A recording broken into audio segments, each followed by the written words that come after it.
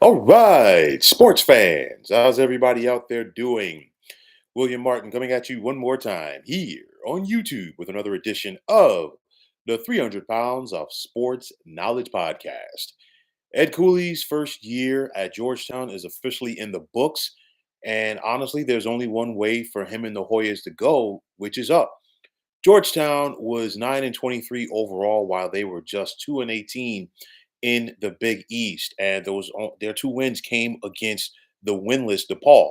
So you look at Cooley and Georgetown, and they really had their work cut out for them in order to getting back to being a power. First things first, the Hoyas, they got to find a way to compete in the Big East. Georgetown lost 12 games within the conference by at least 10 points, which included their 74-56 loss in the first round of the Big East tournament to Providence on Wednesday. Now, make no mistake about it, excuse me, there's a talent gap between Georgetown and some of the top teams or some of the teams in general, okay, in the Big East Conference. And Georgetown's lack of talent, it predates Ed Cooley. It goes past the Patrick Ewing era, which was not great for Georgetown. It started to me towards the tail end of John Thompson's third tenure at Georgetown. There was a drop off, and that drop off has continued. And I think, I talked about this last year when Cooley took the job, that it's going to be imperative for him to do, what Georgetown needs to succeed. And whenever this Georgetown program has had success, they've gotten that success off of getting guys from the DMV area. That's where Georgetown has specialized in. And, if you're Ed Cooley, you've got to go back to getting guys from the district, getting guys from Maryland, getting guys from Virginia. That is the lifeline for your program. And, make no mistake about it, the Big East is a difficult basketball league to navigate through because it's one of those where you can take a step back and just get lost in the shuffle very quickly. You look at what Xavier was able to do last year, and this is no disrespect to Xavier.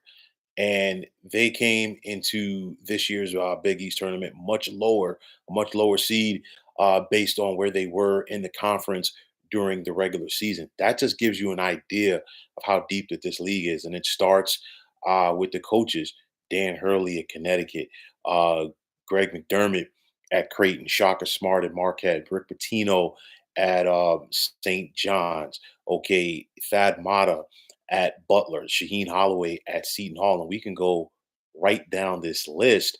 And now you're getting Chris Holtman back in the Big East. Of course, he did have some success at Butler before going to Ohio State. Did not work out for him there. But nonetheless, he's back in the Big East as DePaul looks to turn things around. So it's very easy, okay, to get lost in the shuffle in this league.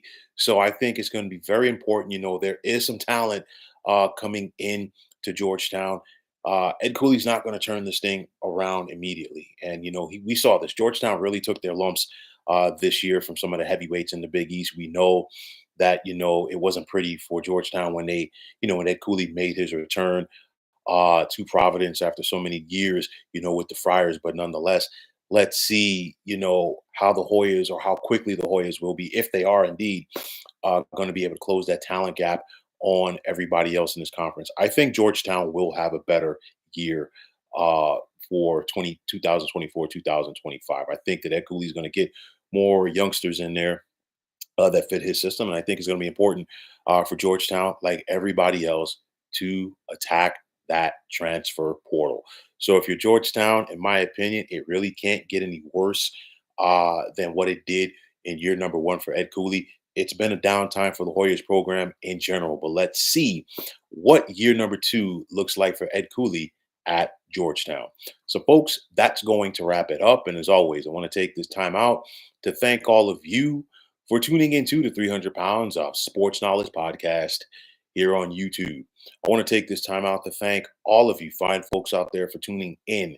And if you have not already, please feel free to subscribe to this channel.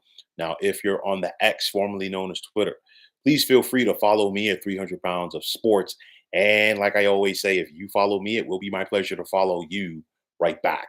There's also the sports discussion group on Facebook at the Sports Depot 365. Now you can check it out. Drop a line and be a part of one of the better sports debating sites going on social media. So, once again, fine folks, my name is William Martin, and I am signing off. And I'm saying take care and have yourselves a wonderful day.